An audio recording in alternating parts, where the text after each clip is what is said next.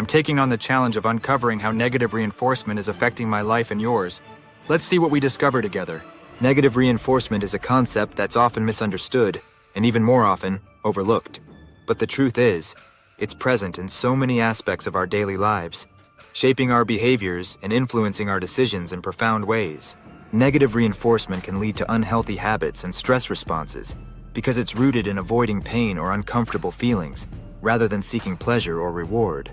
When we're motivated by the desire to escape something uncomfortable, we can get stuck in a cycle of anxiety and fear.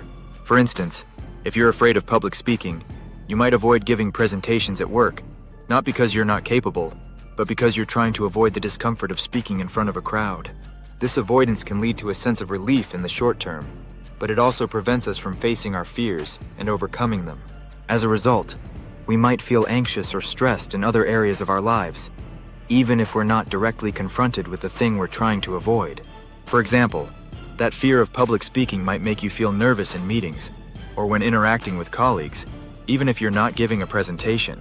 The more we rely on negative reinforcement, the more we can become trapped in this cycle of avoidance and stress.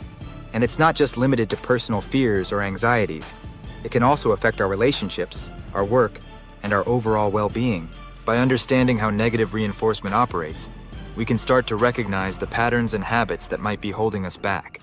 And that's exactly what we're going to explore today. Negative reinforcement can be seen in many areas of our lives. In parenting, for example, we might give in to our child's tantrums just to avoid the discomfort of dealing with their emotional outburst. Or in a work environment, we might avoid confronting a difficult colleague or manager because we don't want to deal with the conflict.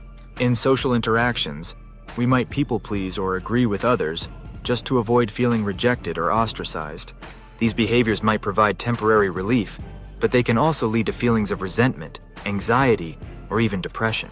By recognizing these patterns, we can start to challenge our own behaviors and make positive changes. For instance, instead of giving in to a child's tantrums, we could teach them healthy ways to express their emotions and set clear boundaries. In a work environment, we could address conflicts directly and assertively, rather than avoiding them. And in social interactions, we could practice assertive communication and set healthy boundaries, rather than people-pleasing. The most significant insight about negative reinforcement is that it's not just about avoiding pain or discomfort.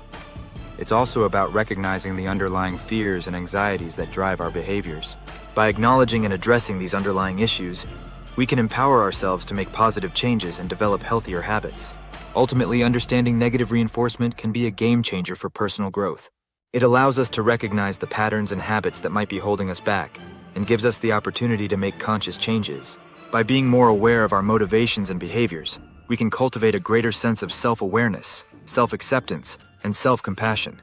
So, to recap, negative reinforcement is a powerful force that can shape our behaviors and influence our decisions in profound ways.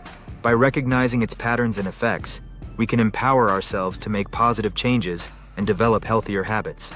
If you've ever struggled with negative reinforcement in your own life, I'd love to hear about it in the comments below. And if you're interested in learning more about positive reinforcement, be sure to check out my previous video on the topic. Thanks for watching, and I'll see you in the next video.